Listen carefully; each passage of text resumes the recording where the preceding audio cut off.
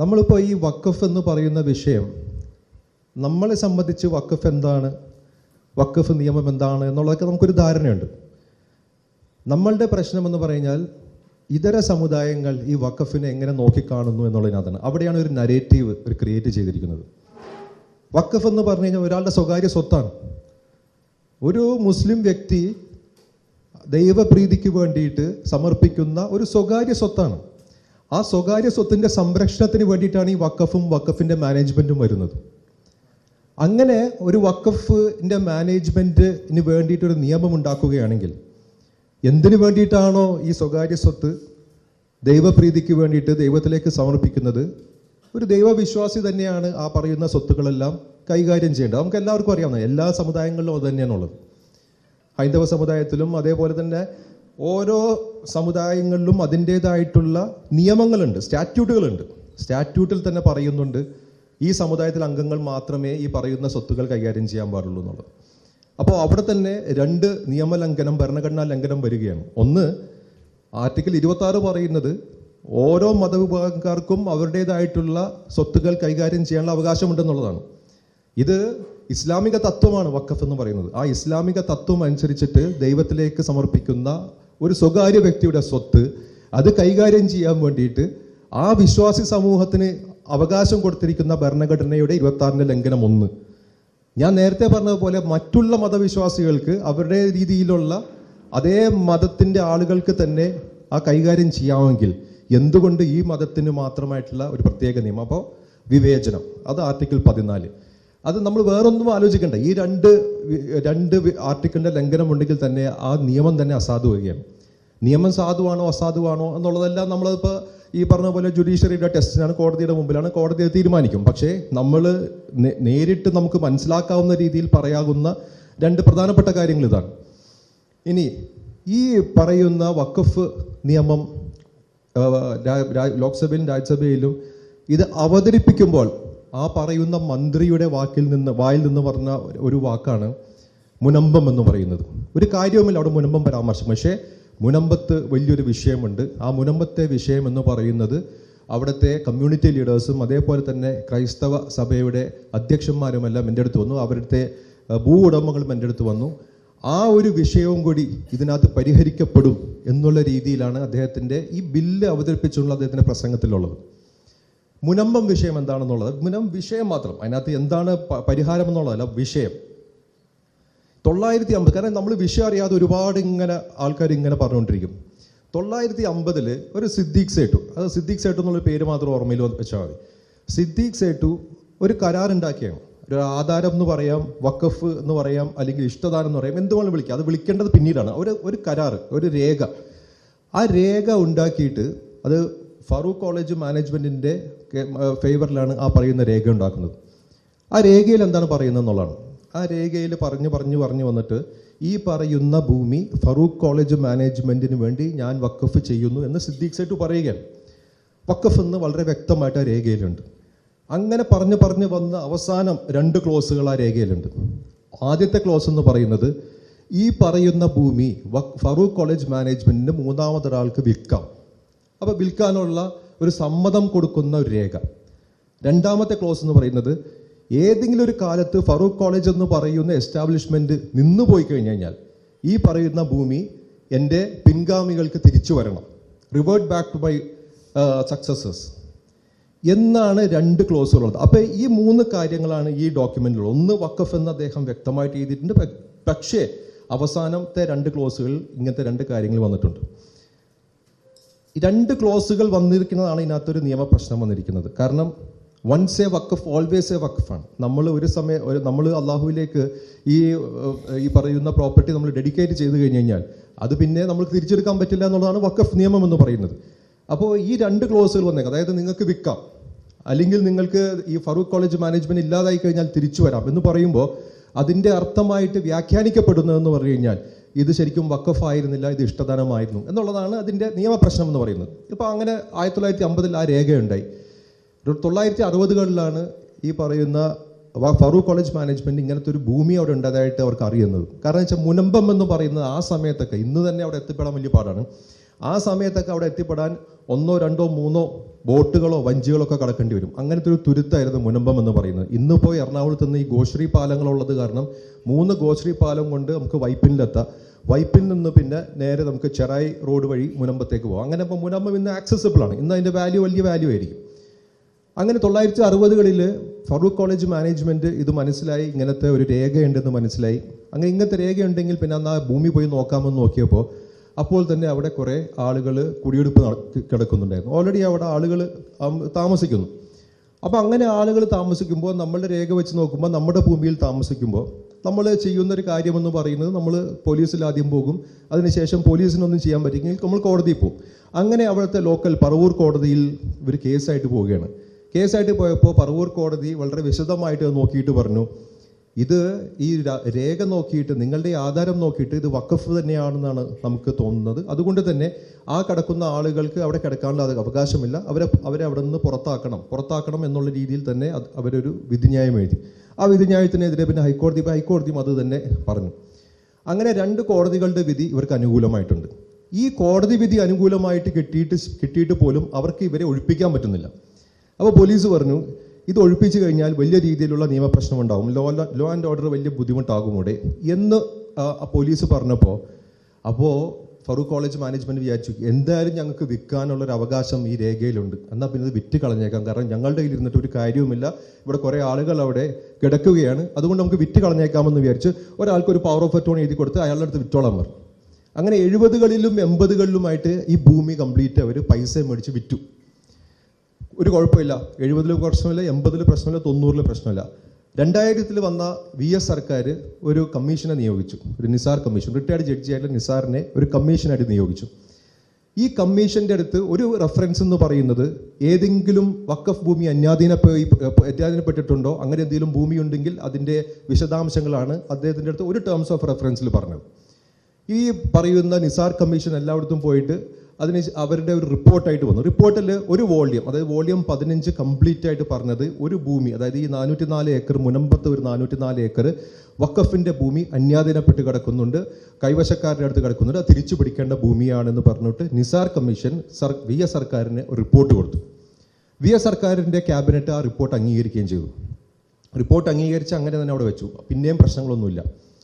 4 വർഷം കഴിഞ്ഞപ്പോൾ വഖഫ് സംരക്ഷണ സമിതി എന്ന് പറയുന്ന ഒരു പൊതു താല്പര്യക്കാർ അവർ പോയി ഹൈക്കോടതിയിൽ കേസ് കൊടുത്തിട്ട് പറഞ്ഞു, സർക്കാർ തന്നെ വെച്ച ഒരു കമ്മീഷൻ്റെ റിപ്പോർട്ടുണ്ട്, ആ റിപ്പോർട്ടിൽ സർക്കാർ ഇപ്പോഴും ഒരു നടപടിയും എടുത്തിട്ടില്ല. അപ്പോൾ ഹൈക്കോടതിയുടെ അടുത്ത് അവർക്ക് ഒരു ആവശ്യമെന്ന് പറഞ്ഞു കഴിഞ്ഞാൽ ഈ പറയുന്ന റിപ്പോർട്ടിൻ്റെ അടിസ്ഥാനത്തിൽ സർക്കാരിന് തുടർ നടപടി എടുക്കണം എന്നുള്ളതായിരുന്നു അവരുടെ ആവശ്യം. ഹൈക്കോടതി പറഞ്ഞത് സർക്കാർ തന്നെ വെച്ച കമ്മീഷൻ, സർക്കാരിൻ്റെ കമ്മീഷൻ്റെ റിപ്പോർട്ട് സർക്കാർ അംഗീകരിച്ചിരിക്കുന്നു, എന്നാൽ പിന്നെ അത് നടപ്പിലാക്കണമല്ലോ, നിങ്ങൾ നടപ്പിലാക്കാൻ പറഞ്ഞു ഹൈക്കോടതി. അങ്ങനെ 2014ലോ 15ലോ ഹൈക്കോടതിയുടെ വിധി വന്നു, ഈ പറയുന്ന റിപ്പോർട്ട് നടപ്പിലാക്കാൻ പറഞ്ഞു. എന്നിട്ടും സർക്കാർ ഒന്നും ചെയ്തില്ല. 2019 ആയപ്പോഴേക്കും കോടതി അലക്ഷ്യ ഹർജി ഇവർ കൊടുത്തു, ഈ വഖഫ് സംരക്ഷണ സമിതി കൊടുത്തു. അതായത് ഒരു വിധി ഉണ്ടായിട്ട് ആ വിധി നടപ്പിലാക്കിയിട്ടില്ല എന്ന് പറഞ്ഞു. കോടതി അലക്ഷ്യം വരുമ്പോഴേക്കും സാധാരണ രീതിയിൽ ഉദ്യോഗസ്ഥന്മാർക്ക് ചെറിയ രീതിയിലുള്ള പേടിയും ഭയവും എല്ലാം വരും. അങ്ങനെ ആ സമയത്ത് 2019 വഖഫ് ബോർഡ് ഈ കോടതി അലക്ഷ്യ നടപടിയുടെ പേടിയിലാണ് ആദ്യമായിട്ട് ഈ ഭൂമി വഖഫ് ഭൂമിയായിട്ട് രജിസ്റ്റർ ചെയ്തത്. 2019, അതായത് നമ്മൾ 950 തുടങ്ങിയ കഥയാണ്. 2019 വഖഫ് ഭൂമിയായിട്ട് രജിസ്റ്റർ ചെയ്തിരിക്കുന്നത്. അപ്പോഴും പ്രശ്നങ്ങളൊന്നുമില്ല.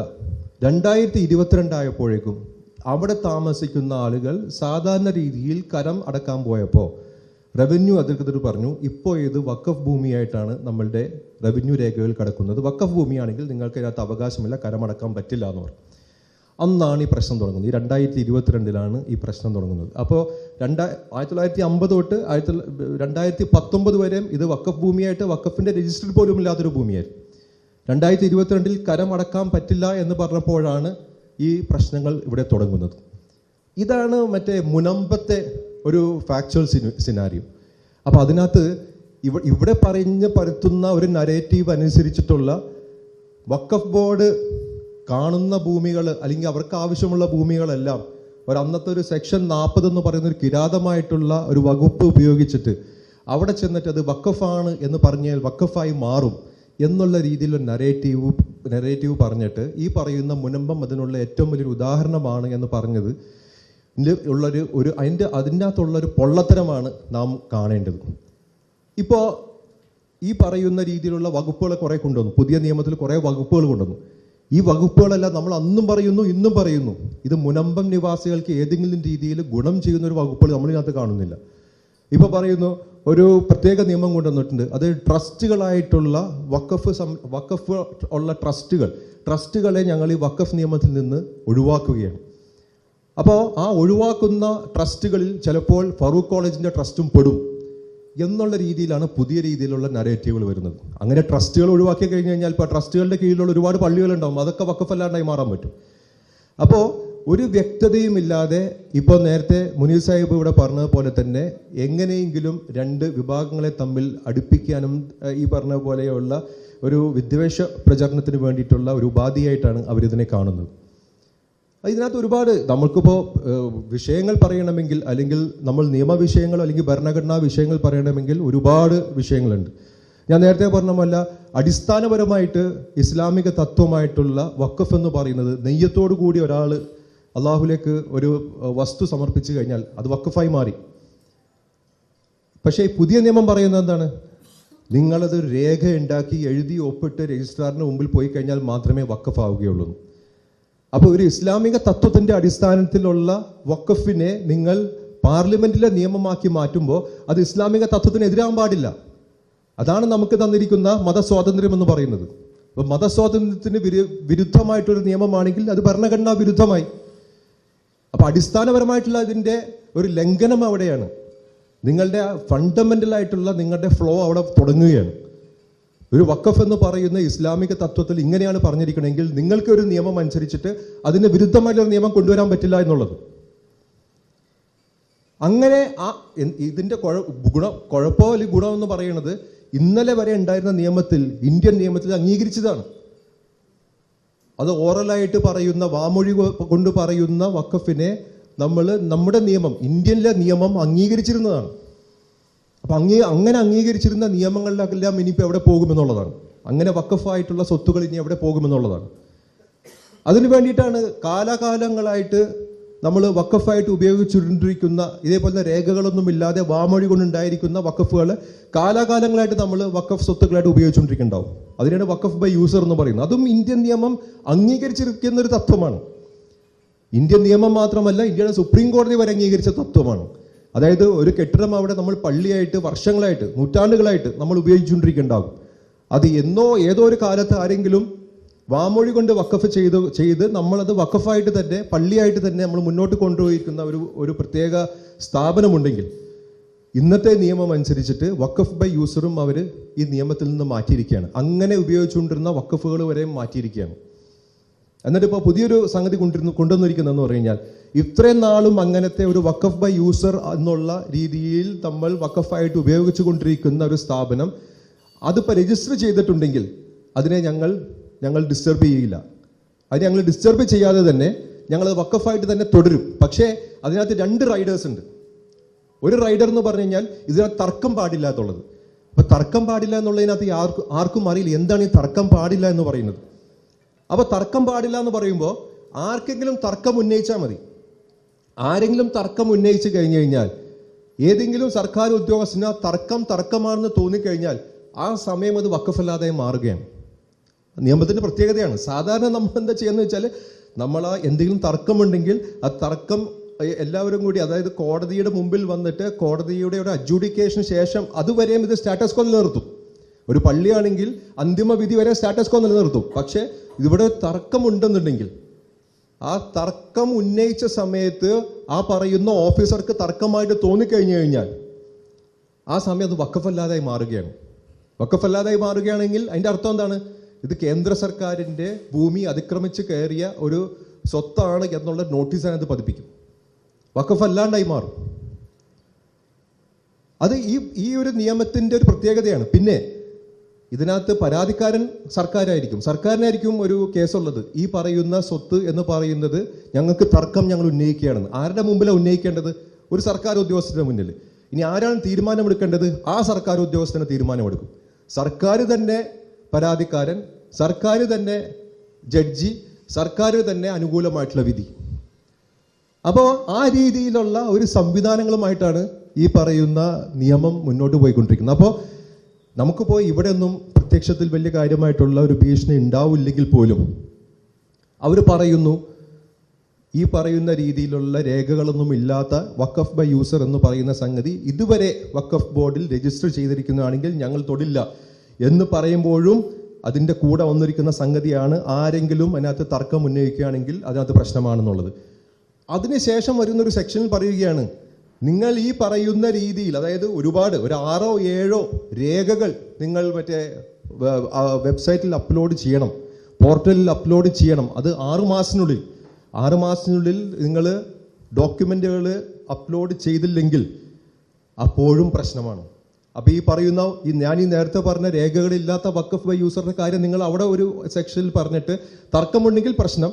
അതിനുശേഷം പറയുന്നു, ഈ പറയുന്ന രേഖകളൊന്നും ഇല്ലാത്ത 6 മാസത്തിനുള്ളിൽ നിങ്ങൾ അപ്ലോഡ് ചെയ്യാത്ത നിങ്ങളുടെ വഖഫ് വസ്തുക്കളാണെങ്കിൽ അവിടെയും നിങ്ങൾക്ക് പ്രശ്നമുണ്ടാകുമെന്ന് പറയുമ്പോൾ എല്ലായിടത്തും ഒരു പുകമറ ഇട്ടിട്ട് തർക്കമുണ്ടെന്ന് തോന്നിപ്പിച്ച് രേഖകളില്ല എന്ന് വരുത്തിച്ച് ഈ പറയുന്ന ഒരുപാട് നല്ല കണ്ണായ സ്ഥലങ്ങളുള്ള, പ്രത്യേകിച്ച് ഉത്തരേന്ത്യയിലുള്ള വഖഫ് സ്വത്തുകളൊക്കെ കൈവശം വെക്കാനുള്ള അവരുടെ ഒരു ബാക്ക്ഡോർ ആയിട്ടുള്ള ഒരു പിൻവാതിൽ കൂടിയുള്ള ഒരു കളിയാണ് എന്നുള്ളതിനകത്ത് യാതൊരു സംശയവുമില്ലാത്തൊരു കാര്യമാണ്.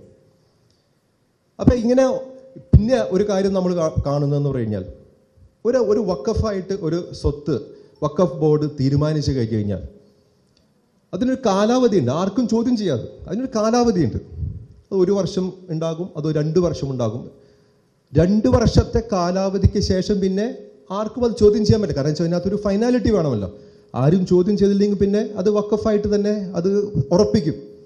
പുതിയ നിയമം അനുസരിച്ചിട്ട് ലിമിറ്റേഷൻ എന്ന് പറയുന്ന സംഗതി തന്നെ അങ്ങോട്ട് എടുത്തു കളയുന്ന രീതിയിലാണ്. അതായത് 2000 വഖഫായിട്ട് ഏതെങ്കിലും ഒരു സ്വത്ത് രജിസ്റ്റർ ചെയ്തിട്ടുണ്ടെങ്കിൽ 2025 വരെയും നിങ്ങൾക്ക് ചോദ്യം ചെയ്യാനുള്ള രീതിയിലേക്കുള്ള അധികാരം, അത് നിയമം വളരെ ലൂസാക്കിക്കൊണ്ടുള്ള അവരുടെ ഒരു അധികാരം ഈ വഖഫ് ട്രൈബ്യൂണലുകൾക്ക് കൊടുത്തിരിക്കുകയാണ്. അപ്പോൾ ഇപ്പോൾ ഓൾറെഡി വഖഫായിട്ട് രജിസ്റ്റർ ചെയ്തിരിക്കുന്ന ഒരു വഖഫ് സ്ഥാപനമാണെങ്കിലും 25 കൊല്ലം മുമ്പ് രജിസ്റ്റർ ചെയ്തിരിക്കുന്ന സ്ഥാപനമാണെങ്കിൽ പോലും ഈ പറയുന്ന പോലെ യാതൊരു വിധത്തിലുള്ള ഒരു ഫൈനാലിറ്റി അതിനകത്ത് ഉണ്ടാവുകയില്ല എന്നുള്ളതാണ് മറ്റൊരു ഈ പറയുന്ന നിയമത്തിൻ്റെ ഒരു വ്യവസ്ഥ എന്ന് പറയുന്നത്. അപ്പം അങ്ങനെ ഓരോ സ്ഥലത്തും നമ്മൾ നോക്കിക്കഴിഞ്ഞു കഴിഞ്ഞാൽ ഈ പറയുന്ന വഖഫ് സ്ഥാപനങ്ങളെ നോട്ടമിട്ടുകൊണ്ട് മാത്രം ചെയ്തുകൊണ്ടിരിക്കുന്ന സംഗതികളാണ്. ഇപ്പോൾ ഉദാഹരണത്തിന് നമ്മുടെ പാർലമെൻറ്റിൻ്റെ തൊട്ട് മുമ്പിലൊരു പള്ളിയുണ്ട്.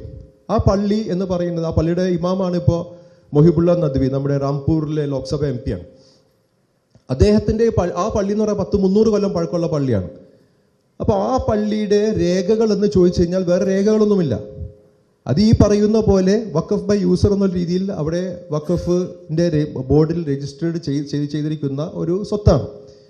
ഈ സ്വത്തിന് ഈ നിയമം വെച്ചിട്ട്, ഈ പറയുന്ന പാർലമെൻറ്റ് പള്ളി എന്ന് പറയുന്ന പള്ളിക്ക് ഈ നിയമം വെച്ചിട്ട് ഒരു പക്ഷേ ആരെങ്കിലും തർക്കമുന്നയിക്കുകയാണ്, തർക്കമുന്നയിച്ച് പറയുകയാണ് ഇപ്പോൾ പുതിയ പാർലമെൻറ്റിൻ്റെ മതിലും ഈ പള്ളിയും തമ്മിൽ ഏകദേശം ഇത്ര വ്യത്യാസമുള്ളൂ. അപ്പോൾ എന്തായാലും അവർക്ക് ഈ പള്ളിയൊക്കെ എങ്ങനെയെങ്കിലും അവിടെ നിന്ന് മാറ്റുക എന്നുള്ളത് അവരുടെ ഏറ്റവും വലിയൊരു അഭിലാഷമായിരിക്കും.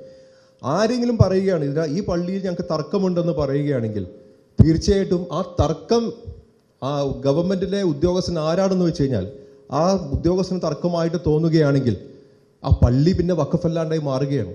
അത് കേന്ദ്ര സർക്കാരിൻ്റെ ഭൂമി അതിക്രമിച്ച് കയറിയിരിക്കുന്ന ഒരു കേന്ദ്ര സർക്കാരിൻ്റെ സ്ഥാപനമായി മാറുകയാണ്. അത്ര എളുപ്പമാണ് ഈ പറയുന്ന നൂറ്റാണ്ടുകളായിട്ടുള്ള നമ്മുടെ പള്ളികളും അതേപോലെ തന്നെ വഖഫ് സ്ഥാപനങ്ങളും എല്ലാം വഖഫ് നിയമത്തിൻ്റെ പരിധിയിൽ നിന്ന് എടുത്തു കളയാൻ വേണ്ടിയിട്ട്. അപ്പോൾ അത്രമാത്രം കിരാതമായിട്ടുള്ള ഒരു നിയമമാണ് ഇത് എന്നുള്ളതിനകത്ത് യാതൊരു സംശയവുമില്ല. ഞാൻ പറഞ്ഞ പോലെ ഞാനിപ്പോൾ അക്കമിട്ട് ഏത് വകുപ്പാണ് ഏത് ഭരണഘടനാ ലംഘനത്തിലേക്കാണ് പോകുന്നത് എന്നുള്ളത് പറയാനല്ല ഞാൻ പറഞ്ഞത്. പക്ഷേ നമ്മുടെ ഇതര സമുദായങ്ങൾക്ക് ഒരുപാട് ആശങ്കകൾ ഈ പറയുന്ന മാധ്യമങ്ങൾ കൂടി അവർക്ക് പരത്താൻ പറ്റിയിട്ടുണ്ട്. അതിനകത്ത് ഒരു ചെറിയ ഉദാഹരണം മാത്രമാണ് ഞാൻ മുനമ്പം എന്ന് പറയുന്നത്. അതേപോലെ ഈ നമുക്ക് പറയേണ്ടതെന്ന് പറഞ്ഞു കഴിഞ്ഞാൽ ഇതൊരു സ്വകാര്യ വ്യക്തിയുടെ സ്വകാര്യ സ്വത്താണ്. 2013 വഖഫ് നിയമത്തിൽ വലിയ രീതിയിലുള്ള ഭേദഗതി വന്നിരുന്നു. അത് 10 കൊല്ലം മുമ്പ്. ഈ 10 കൊല്ലം മുമ്പുള്ള ഭേദഗതി വന്നത് എന്ന് പറയുന്നത് ഒരുപാട് ഹോംവർക്കുകളുടെ അടിസ്ഥാനത്തിലാണ്. ആദ്യത്തെ അതിനകത്ത് മെറ്റീരിയൽ എന്ന് പറയുന്നത് സച്ചാർ കമ്മിറ്റി റിപ്പോർട്ടായിരുന്നു. 2006 സച്ചാർ കമ്മിറ്റി റിപ്പോർട്ടിൽ ഒരു മുഴുവൻ അധ്യായവും ഈ വഖഫ് സംബന്ധിച്ചുള്ള അധ്യായങ്ങളാണ്. അപ്പോൾ അതിനകത്ത് സച്ചാർ പറയുന്നുണ്ട് വഖഫ് നിയമങ്ങൾ വലിയ രീതിയിൽ നമ്മൾ ശക്തിപ്പെടുത്തേണ്ടതുണ്ട്, കാരണം ഒരുപാട് ഭൂമികൾ അന്യാധീനപ്പെട്ടിരിക്കുന്നു എന്നുള്ളത്. അപ്പോൾ ആ സച്ചാർ കമ്മിറ്റി റിപ്പോർട്ടിൻ്റെ അനക്ഷരായിട്ട് 1970 അന്നത്തെ പ്രധാനമന്ത്രി ഇന്ദിരാഗാന്ധി എല്ലാ സംസ്ഥാനങ്ങൾക്കും എഴുതിയൊരു കത്ത് വരെ വെച്ചിട്ടുണ്ട്. ഇന്ദിരാഗാന്ധി ആ കത്തിൽ പറയുകയാണ്, സർക്കാരുകളും സർക്കാരിതര സ്ഥാപനങ്ങളും ഒരുപാട് വഖഫ് ഭൂമികൾ കൈയേറ്റം ചെയ്ത് വെച്ചിട്ടുണ്ട്. 2 കാര്യങ്ങൾ ചെയ്യാം. ഒന്നുമില്ലെങ്കിൽ നിങ്ങൾ ആ ഭൂമി തിരിച്ച് വഖഫ് ബോർഡിനെ ഏൽപ്പിക്കുക. അങ്ങനെ ഏൽപ്പിക്കാൻ പറ്റാത്തൊരു സാഹചര്യമാണെങ്കിൽ അതിൻ്റെ വില ഈടാക്കിയിട്ട് ആ വില വഖഫ് ബോർഡിന് കൊടുക്കുക എന്ന് ഇന്ത്യയുടെ പ്രധാനമന്ത്രി അന്ന് എഴുതിയിട്ടുണ്ടെങ്കിൽ അതിൻ്റെ അർത്ഥം എന്ന് പറഞ്ഞു കഴിഞ്ഞാൽ എത്രമാത്രം വഖഫ് സ്വത്തുകളാണ് ഈ പറഞ്ഞ പോലെ അതിക്രമിച്ചിരിക്കുന്നു എന്നുള്ളതാണ്. അപ്പോൾ അങ്ങനത്തെയുള്ള അതിക്രമങ്ങളെല്ലാം തിരിച്ചു പിടിക്കാൻ വേണ്ടിയിട്ടുള്ള ഒരു ടൈറ്റായിട്ടുള്ള നിയമം വേണമെന്നാണ് സച്ചാർ അന്ന് ശുപാർശ ചെയ്തത്. സച്ചാറിൻ്റെ ശുപാർശയ്ക്ക് ശേഷം ജോയിൻറ്റ് പാർലമെൻ്ററി കമ്മിറ്റി അന്ന് പാർലമെൻറ്റ് ഉണ്ടാക്കി. അതായത് നിയമത്തിന് മുമ്പ്, നിയമം വന്നിട്ടില്ല, നിയമത്തിന് മുമ്പ് തന്നെ ഇരു കക്ഷികളുമുള്ള, അതായത് പ്രതിപക്ഷവും ഭരണപക്ഷവും ഉള്ള ഒരു ജോയിൻറ്റ് പാർലമെൻ്ററി കമ്മിറ്റി JPC അന്നുണ്ടാക്കി, പാർലമെൻറ്റ് ഉണ്ടാക്കി. JPCയുടെ ശുപാർശ വന്നു. JPCയും ഇത് പറഞ്ഞ പോലെ വഖഫ് നിയമങ്ങളെല്ലാം വളരെ ശക്തമാക്കണമെന്ന് പറഞ്ഞിട്ടുള്ള ഒരു ശുപാർശ വന്നു. അതിനുശേഷം റഹ്മാൻ ഖാൻ്റെ നേതൃത്വത്തിലുള്ള ഒരു ഹൈ ലെവൽ കമ്മിറ്റിയും ഒരു റിപ്പോർട്ട് ഉണ്ടാക്കി. അങ്ങനെ 3 കമ്മിറ്റികളുടെ ശുപാർശയുടെ ഒടുവിലാണ് 2013 വഖഫ് നിയമത്തിൻ്റെ ഭേദഗതികൾ വന്നത്. ആ ഭേദഗതികൾ ഐക്യകണ്ഠേന BJP അംഗങ്ങളുമെല്ലാം ഉള്ളതാണ്. ഐക്യകണ്ഠേന ഇരുസഭകളും പാസ്സാക്കിയിട്ടാണ് 2013 നിയമം വരുന്നത്. അപ്പോൾ ഇന്ന് 2024 നിയമം 10 കൊല്ലത്തിന് ശേഷം വന്നപ്പോൾ എന്തായിരുന്നു അതിൻ്റെ ഹോംവർക്ക് എന്ന് പറയുന്നത്? ഒരു ഹോംവർക്കും ഉണ്ടായില്ല. വെറുതെ അവർ കൊണ്ടുവന്നൊരു നിയമം ഒരു ദിവസം അവിടെ കൊണ്ടുവന്ന് ഇൻട്രൊഡ്യൂസ് ചെയ്തതിന് ശേഷമാണ് പിന്നെ JPCയിലേക്ക് വിടാനുള്ള തീരുമാനം ഉണ്ടാക്കിയത്. JPCയിലെ നാടകങ്ങൾ നമ്മൾ കണ്ടതാണ്. എത്രത്തോളം 40-45ഓളം അമെൻമെൻറ്റുകളാണ് പ്രതിപക്ഷ അംഗങ്ങൾ ആവശ്യപ്പെട്ടത്. ഒന്നും ചേർക്കാതെ ഭരണപക്ഷാംഗങ്ങൾ പറയുന്ന അമെൻമെൻറ്റുകൾ മാത്രം ചേർത്തുകൊണ്ടുള്ള ഒരു JPCയുടെ ശുപാർശയാണ് ഇപ്പോഴത്തെ 2024-25 നിയമത്തിലേക്ക് വന്നത്. അപ്പം നമ്മളിപ്പോൾ സാധാരണ രീതിയിലൊരു നിയമം മാറ്റണമെങ്കിൽ, അല്ലെങ്കിൽ നിയമത്തിൽ എന്തെങ്കിലും തരത്തിലുള്ള ഒരു മാറ്റം വേണമെന്നുണ്ടെങ്കിൽ തീർച്ചയായിട്ടും ആ നിയമത്തിൽ എന്തെങ്കിലും അപര്യാപ്തത ഉണ്ടെങ്കിൽ മാത്രമേ അതിനകത്ത് മാറ്റത്തിൻ്റെ ആവശ്യം വരുന്നുള്ളൂ. ഇവിടെ എന്ത് അപര്യാപ്തതയാണ് ആ നിയമത്തിനുള്ളത് എന്നുള്ളത് നമുക്കറിയില്ല. പിന്നെ JPCയിൽ ഏകദേശം ലക്ഷങ്ങളോളം, കോടിക്കണക്കിനോളം ഈ പറയുന്നത് പോലെ ഒബ്ജക്ഷൻസ് കിട്ടിയെന്നാണ് പറയും. പക്ഷേ അതിനകത്ത് 95% ഒബ്ജക്ഷൻസും ഈ പറയുന്ന പുതിയ നിയമത്തിനെതിരായിട്ടുള്ള ഒബ്ജക്ഷൻസ് ആയിരുന്നു. ജനാധിപത്യത്തിൽ അങ്ങനെയാണെന്നുണ്ടെങ്കിൽ അവർ പറയുന്നുണ്ട്, പ്രതിപക്ഷത്തിൻ്റെ അംഗങ്ങളുടെ സജഷൻസ് എന്തുകൊണ്ട് എടുത്തില്ല എന്ന് ചോദിക്കുമ്പോൾ ഇത് ജനാധിപത്യമാണ്, ഇവിടെ നമ്പറുകളാണ് ഏറ്റവും ഇമ്പോർട്ടൻ്റ്, ഏറ്റവും നമ്പറുകളിൽ മാത്രം നടക്കുന്നതാണ് ജനാധിപത്യം എന്ന് പറയുന്നത്. അങ്ങനെയാണെന്നുണ്ടെങ്കിൽ 95% ഈ പറയുന്ന ബില്ലിനെ എതിർത്തുകൊണ്ട് വന്ന ശുപാർശകളെല്ലാം കാറ്റിൽ പറത്തിക്കൊണ്ട് 5% വരുന്ന ആളുകൾ, ഇത് വേണമെന്ന് പറയുന്ന ആളുകളെ മാത്രം ഉൾക്കൊണ്ട ആ ജനാധിപത്യ മര്യാദ എന്താണെന്ന് നമുക്ക് മനസ്സിലാവില്ല. അപ്പോൾ നമ്മളുടെ ജനാധിപത്യത്തിൻ്റെ ഒരു പ്രത്യേകത അതാണ്. കാരണം എന്ത് നിയമം കൊണ്ടുവന്നു കഴിഞ്ഞാലും അത് ഭരണഘടനയ്ക്ക് അനുസൃതമായാലും ഭരണഘടനാ വിരുദ്ധമായിട്ടുള്ള നിയമമായാലും പാർലമെൻറ്റിൽ നമുക്ക് നമ്പറുകൾ ഉണ്ടെങ്കിൽ അതെന്തായാലും അത് പാസ്സായിരിക്കുമെന്നുള്ളത്. ഏകദേശം 17-15 മണിക്കൂറോളം ലോക്സഭയിലും അതേപോലെ അത്രയും തന്നെ മണിക്കൂറോളം രാജ്യസഭയിലും ഇത് ചർച്ച ചെയ്ത് നമ്മൾ ഒരുപാട് അതിനകത്ത് ഒച്ചപ്പാടും അല്ലെങ്കിൽ അതിനകത്ത് ഒരുപാട് നമ്മൾ അതിനകത്ത് ഇടപെട്ട് സംസാരിച്ചെങ്കിലൊന്നും നമുക്കറിയാം അവസാനം വോട്ടിൻ്റെ ആ സമയത്ത് ആരെല്ലാമാണ് ഇതിനെ പിന്തുണക്കുന്നതെന്ന് ചോദിക്കുമ്പോൾ എന്തായാലും അവർക്ക് നമ്പറുകളുണ്ടെങ്കിൽ ഈ നിയമം പാസ്സാകും. ഇന്ത്യൻ ജനാധിപത്യത്തിൻ്റെ ഒരു പ്രത്യേകതയാണത്. നമ്പറുകളുണ്ടെങ്കിൽ ഇത് പാസ്സാകുമെന്നുള്ളത്. പക്ഷേ നമ്പറുകളുണ്ടാക്കി പാസ്സാക്കിയ നിയമങ്ങളാണ് പിന്നെ നമ്മൾ കോടതിയിൽ ചോദ്യം ചെയ്യുന്നത്. കോടതിയിൽ ചോദ്യം ചെയ്യുമ്പോൾ കഴിഞ്ഞ ദിവസം ആരോ പറഞ്ഞ്, നമ്മളതിനകത്തൊരു ഉദാഹരണമായിട്ട് പറഞ്ഞതെന്ന് പറഞ്ഞു കഴിഞ്ഞാൽ 2015-16 ജഡ്ജിമാരുടെ അപ്പോയിൻമെൻറ്റിനെ കുറിച്ചുള്ളൊരു നിയമം പാസ്സാക്കി. National judicial appointments commission act എന്ന് പറയുന്നത്. അത് ഭരണഘടനാ ഭേദഗതിയോട് കൂടിയിട്ട് ഇരുസഭകളും ഐക്യകണ്ഠേന പാസ്സാക്കി. ഈ ഭരണഘടനാ ഭേദഗതി ഉള്ള കാരണം നമ്മൾ സംസ്ഥാന നിയമസഭകളിലേക്ക് അയക്കേണ്ടി വന്നു. ഭൂരിഭാഗം സംസ്ഥാനങ്ങളും അതിന് ഒരു ബുദ്ധിമുട്ടുമില്ലാതെ അതിന് റാറ്റിഫിക്കേഷൻ കൊടുത്ത് അതങ്ങനെ ഭരണഘടനാ ഭേദഗതിയായി. ഭരണഘടനാ ഭേദഗതിയുമായി അതേപോലെ തന്നെ ഈ നിയമവും പാസ്സായി. ഈ നിയമം ഭരണഘടനാ വിരുദ്ധമാണ് എന്ന് പറഞ്ഞ് ഒരു കൂട്ടർ കോടതിയിൽ ചോദ്യം ചെയ്തു. കോടതി അവസാനം ഈ നിയമം ഭരണഘടനാ വിരുദ്ധമാണെന്ന് കണ്ടെത്തി. അപ്പൊ അതിന്റെ അർത്ഥം എന്താണ്? ഇരു സഭകളും ഇത്രയും വലിയ ഐക്യകണ്ഠേന പാസ്സാക്കിയാലും എല്ലാ സംസ്ഥാന നിയമസഭകളും അതിനെ റാറ്റിഫൈ ചെയ്തു കഴിഞ്ഞാൽ പോലും ഒരു നിയമം ഭരണഘടനയ്ക്കനുസൃതമാണോ വിരുദ്ധമാണോ എന്ന് നിർണയിക്കാനുള്ള അവകാശം അത് കോടതിക്കുണ്ട്. അത് കോടതി അത് നിർണയിച്ച് കഴിഞ്ഞു കഴിഞ്ഞാൽ ആ നിയമം തന്നെ അസാധുവായി പോകുമെന്നുള്ളതാണ്. അപ്പോൾ നമ്മളുടെ പ്രതീക്ഷ എന്നു പറഞ്ഞു കഴിഞ്ഞാൽ ജനാധിപത്യമായിട്ടുള്ള രീതിയിലുള്ള നമ്മുടെ പ്രതിഷേധങ്ങളും അതേപോലെ തന്നെ ഈ രീതിയിലുള്ള ഒരു അവയർനെസ് പ്രോഗ്രാമുകളും അതേപോലെ തന്നെ കോടതികളിലുമാണ്. ഇപ്പോൾ കോടതികളിലെ പോരാട്ടത്തിൻ്റെ ഭാഗമായിട്ട് ഒരുപാട് സംഘടനകൾ ഇപ്പോൾ ഓൾറെഡി കേസുകൾ ഫയൽ ചെയ്തു. നമ്മുടെ സംഘടനയായിട്ടുള്ള ഇന്ത്യൻ മുസ്ലിം ലീഗ് കപിൽ സിബലിൻ്റെ ഉപദേശപ്രകാരമുള്ള ഒരു ഹർജിയും ഫയൽ ചെയ്തു. എല്ലാ ഹർജികളും 16-ാം തീയതി കോടതി പരിഗണിക്കും.